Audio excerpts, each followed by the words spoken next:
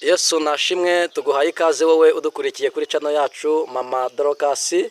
Uyu mubyeyi ureba imbere n'umubyeyi wambaye neza, urabona ko nta hana mwaye. Yesu yamugiriye neza, yamuvanye kure. Channel yacu yitwa Mama Dorokasi. Umubyeyi ureba niwe manager w'iyo channel kandi niwe uzajya utambutsa ibiganiro. Ngewe rero wumva inyuma ya kamera ni Emi. Yesu akompera umugisha. Hanyuma rero turatangira tumwakira, ariko mbere yuko tumwakira, wowe utarakora subscribe ukurikiranye ikiganiro cyacu, kora subscribe, ukore like, narangiza gukora like, ukore share kugira ngo ijambo ry'Imana ryamamare rigere kure, niba nta shari ufitiye Yesu ko yamamara. Hanyuma rero mbere yuko tumwakira, reka tumanze dusenga Imana tumbone kumwakira. Uri Imana nziza nyiringabo ushoboye byose, uri umukozi w'umuhanga, ijambo ryawe ni rigari. Uyu ni umushakazi wawe, umurengere, umukozi kara ku munwa. Ngo umuntu w'Imana yaravuze ngo ntago yishoboreye, ariko ashubijwe n'umuriro aravuga ati noneho Mana ngwino nume. Ari imbere y'ubwoko bwawe, ari imbere y'abari mu bihugu bitandukanye, abari mu Rwanda mu turere dutandukanye, n'abari hanze aba diaspora bamureba. Izina ryawe nirihabwe icyubahiro kandi ryamamare kubera we, kuko yumvijwe ryawe. Urakoze ni mu izina ryawe Yesu Kristo mushigikire, amen. Turakwakiriye, uratangira wibwira abadukurikiye. Nitwa Mukeshimana Elimine, umubyeyi nsengera muri ADPR paruwasi Michel, umudugudu ni Rwabutenzi, akarere ni aka Kicukiro. Imana iguhereza umugisha nkuko mubyumva abantu b'i Rwabutenge. Imana igize neza murimo mudukurikira. Uyu mubyeyi nkuko akubwiye azwi ku izina rya Mama Dorokasi, ndetse na channel yacu yitwa Mama Dorokasi. Igihe cyose ukeneye kumva ijambo ry'Imana wahagera. Tukikwakira, mbere na mbere hari ibibazo nka bitatu nibaza mu mutima wanjye nshaka kunsubiza. Mbere yuko tukwakira ukatubwira ijambo ry'Imana kuri channel yacu yitwa Mama Dorokasi, icya mbere ugiye kunsubiza ikibazo kivuga ngo nukubera iki mu murimo w'Imana harimo intambara nyinshi zikomeye kandi ziremereye zirimo zigwisha abakozi b'Imana, kandi mu kabari wagera mugasanga harimo ibintu bisa nkaho ari amahoro aruta mu murimo w'Imana. Ubona ari iyihe mpamvu ibitera umwiryane uba mu murimo w'Imana? Umwiryane uba mu murimo w'Imana mbona ikibitera ari abadayimoni. Abadayimoni barwanya umurimo w'Imana, bahiga bwoko bw'Imana. Niyo mpamvu abarokore bahora barwana intambara nk'izo ngizo, kandi abapagani baba baguwe neza. Zaburi Yobu niwe wabivuze, aravuga ngo bashoye imizi baramera ariko ndi kure y'imitima yabo. Rero uko biri kose warakiriye Yesu n'umwana w'Imana, uko biri kose ntabwo waguga neza, ntubura abakuvuga, ntubura abakurwanya, ariko uko biri kose umugabo twiringiye afite imbaraga nyinshi. Mbere yuko dutangira kuvuga ijambo ry'Imana tukakwakira, niki wabwira abantu bari hanze baguye bagwishijwe n'izo mvururu z'amakimbirane, imwiryane iri mu murimo w'Imana? Niki wababwira?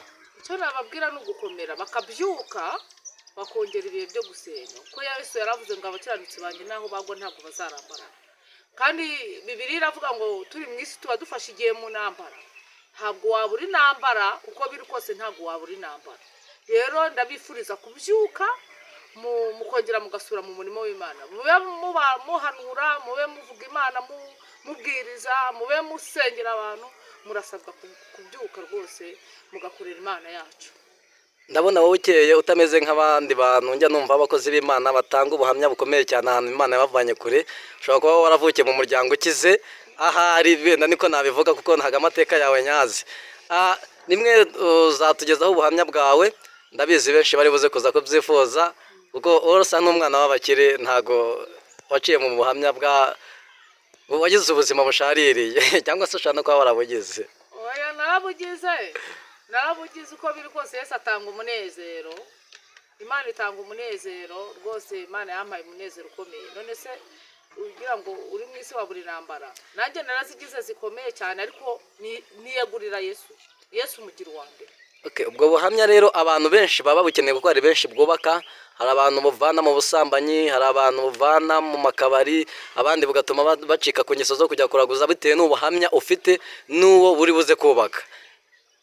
tuguhaye ikaze ubutaha uzatugezaho ubuhamya, ariko ubu ugiye kutuganiriza ijambo ry'Imana kuri channel yacu. Ndacyakwibutsa ngo niba utarakora subscribe, kanda hasi ku ijambo ryanditseho subscribe ku kuboko kwawe kw'iburyo, hari akajambo kanditse nurangiza ukande kukazogera, ni Mama Dorcas channel yacu niko yitwa. Tuguhaye ikaze nanone mu kiganiro cyacu, ni ijambo ry'Imana. Turakwakiriye mukozi w'Imana, ganiza ubwoko bw'Imana ijambo ryayo. murakoze cyane. Kadusome mu gutegeka kwa kabiri ibice 28 guhera ku murongo wawo wa mbere.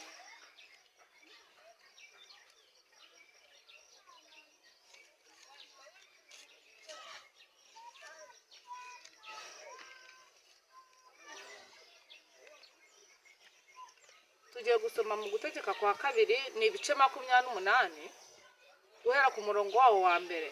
Haravuga ngo nugira umwete wo kumvira Uwiteka Imana yawe no kwitondera amategeko yayo yose ngutegeka uyu munsi, Uwiteka Imana yawe izagushumisha amahanga yose yo mu isi, kandi imigisha yose izakuzaho ikugereho niwumvira Uwiteka Imana yawe. Uzagira umugisha mu mudugudu, uzawugira no mu mirima. Hazagira umugisha imbuto zo mu nda yawe n'imyaka yo ku butaka bwawe, n'imbuto z'amatungo yawe, kororoka kw'inka zawe n'ukw'imikumbi yawe. Hazagira umugisha igitenga cyawe n'ikibo uvugiramo. Uzagira umugisha mu majya no mu maza. 7 Uwiteka azatuma ababisha bawe baguhagurukiye banesherezwa imbere yawe, bazaca mu nzira imwe bagusanganiye, baguhunge baciye mu nzira 7. Amen. Aha hantu rero muri ku gutegeka kwa kabiri ibice 28 harimo haratubwiriza kumvira Uwiteka Imana yacu. Gahunda no kumvira Imana. Niho nahereye mbabwira abantu baguye nibumvira Imana, babyuke basenge. Kumvira Uwiteka Imana yawe uzagira umugisha mu majya no mu mazi. Birashoboka ko waba waraguye kubera ubukene, birashoboka ko waba warahuye n'ibigeragezo byinshi n'intambara nyinshi ukabivamo, ariko Uwiteka yamagurukije muri iki gihe gisa nk'iki ngo wumvire Imana. Rwose ndakwinginze wewe waguye, wowe ukibirimo ubikomereremo, ariko wumvire Imana. Gahunda yo kumvira Imana rero havuze muri Bibiliya, haravuga ngo uzagira umugisha mu majya no mu maza, ngo mu byo uzagerageza gukora byose uzagira umugisha. Noneho hari ijambo namenyemo cyangwa se nkunda rivuga ngo uzagira umugisha iburyo n'ibumoso, aho byanze uzagira umugisha. Ikindi aravuga ngo uzagira umugisha mu bana wabyaye. Nk'ubwo ngewe mfite abana 7, nanjye nzabona umugisha ninumvira Uwiteka. Uzagira umugisha mu byo uzagerageza gukora byose, ngo n'ibitenga byawe. Noneho Yesu arangije areba ijambo rikomeye, aravuga ngo iyo ntanze umugisha abanzi barahaguruka. Yesu arangije aravuga ngo ubwo bazaguhagurukira ni umurongo wa 7, ngo bazagutera baciye mu nzira imwe, Uwiteka batatanyirize muri 7. Ndabinginze bene data, mureka twumvire Uwiteka Imana. Ndabinginze bantu mwese murimo kunyumva, twumvire Imana. Imana nta kintu izatwima, kuko byose bitangwa n'Imana. Icyo wayisaba cyose wayumviye, wakiranutse, wavuye mu busambanyi, wavuye mu bugome, wavuye mu bujura, byose wakumvira Uwiteka Imana ikabigukuramo. Kandi nta hantu na hato Imana itakura umuntu, nta naho itamugeza. Rero mbifurije kumvira Uwiteka Imana. Murakoze cyane. Dusoza ijambo ry'Imana, hari abantu baguye, abo twahereyeho kare tuvuga, kandi bakeneye imbaraga z'Imana zibasanga aho bari bagwiriye. Urabizi neza nawe umaze igihe kinini mu bintu by'imbere y'Imana, gutakambira Imana. Hari umusozi uriho abantu benshi baguye, abahanuzi, abavugabutumwa, abaririmbyi, kandi bagwishijwe n'abanyamashengesho bagenzi babo, abaririmbyi bagenzi babo. Kuko iyo Imana iguhagurukije ngo ujye kubwiriza uri umuvugabutumwa, ihagurutsa n'undi muvugabutumwa ugomba kukurwanya. Ntabwo urwanywa n'umusinzi, urwanywa n'undi muntu witwa umuvugabutumwa. Ku muhanuzi nuko, ku muririmbyi nuko, no ku muhanzi nawe nanone nuko nguko. Buri muntu icyiciro arimo, ikintu kimurwanya ni mugenzi we niwe umurwanya, niwe Satani akoresha kugira ngo amubone vuba. Kuko umusinzi n'ubundi cyangwa se umusambanyi uba ubizi neza ko yamaramaje, afite ibyaha kandi atakugwisha, kuko nawe ababizi ko yaguye. Ariko ugwishijwe n'uwo muhuje umurimo.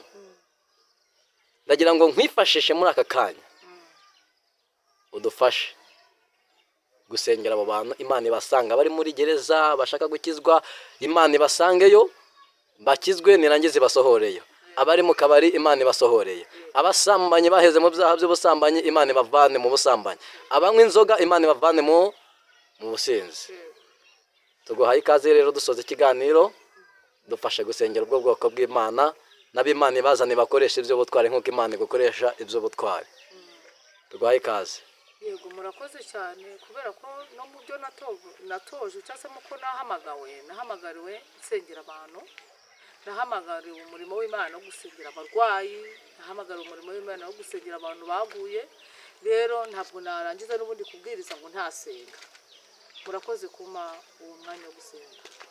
Mana turagushimye, tugushimiye kuri umukozi w'umuhanga, tugushimiye kuri Uwiteka n'iryo zina ryawe, wahanitse ikirere udendeza inyanja, utandukanye umucyo n'umwijima, uri Imana utagira uri kwibigenza, uri Imana ishoboye, uri Imana ifite imbaraga zikomeye cyane, wambukije Abisiraheli inyanja itukura, ubana na Danieli mu rwobo rw'intare, Uwiteka wabanye na Saduraka mu itanura ry'umuriro, uri Imana yihagije. Turagushimiye, natwe ubwacu twarakwiboneye, twarakubonye turwaye uradukiza, twarakubonye dushonje uratugaburira, twabonye ukuboko kwawe nuhimbazwe.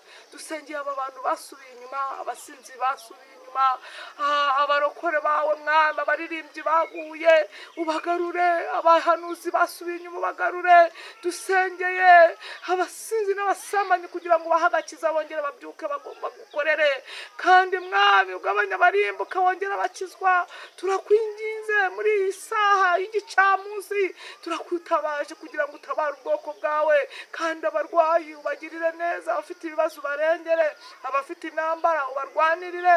Uwiteka Imana utwiteho uturengere, ugabanya abarimbuka wongera bakizwa, uzamura abantu mu ntera. Uwiteka Imana Nyiringabo urwanirira ubwoko bwawe, abari muri Afurika, abari mu mpera y'isi. Uwiteka Imana Nyiringabo ukomeze urwane, ukomeze uyobore ubwoko bwawe, kandi abahagaze nabo birinde batagwa, kuko ni ku ijambo ryawe ryabivuze. Wambika imbaraga ku bwoko bwawe, turinde gutenebwa. Ibiturwanya birahari n'ibiduhiga birahari birakomeje, ariko tubanje kubangamira imyuka y'abadayimoni mu izina rya Yesu. Ibitavuga Imana biceceke ku bwoko bwawe, igihugu cyacu cy'u Rwanda ukirengere, abayobozi bakiyobora bose, umukuru w'igihugu mwiteho, abandi bamufatanye kukiyobora, abasirikare n'abapolisi ubagirire neza. Yewe abanyesibo, abakagari, ab'umudugudu, abo bose turabashinganishije kugira ngo bahe ubundi bwenge bwo kuyobora igihugu cyacu cy'u Rwanda. Kandi Mwami Uwiteka Imana Nyiringabo ukomeze ubwoko bwawe, utwambike imbaraga, uturinde gutenebuka. Ijambo ryawe riravuze ngo nitukumvira uzaduha Mwami Imana, ngo uzatugomerera imigisha, ngo uzaduha imigisha ngo iburyo n'ibumoso, natwe uduha imbaraga zo kukumvira, uturinde gutenebuka. Urakoze Mwami, twari turi gusengera ubwoko bwawe kugira ngo ubiteho kandi ubarengere, uragahora ku ngoma. Mu izina rya Yesu tuzajye twizeye, amen. Reka tugushimire Mama Dorcas, Imana niguhereza umugisha. Wowe wumvishije iri jambo, kora share kugira ngo n'abandi bantu aho bari hose, abari hanze, abari mu Rwanda ribagereho.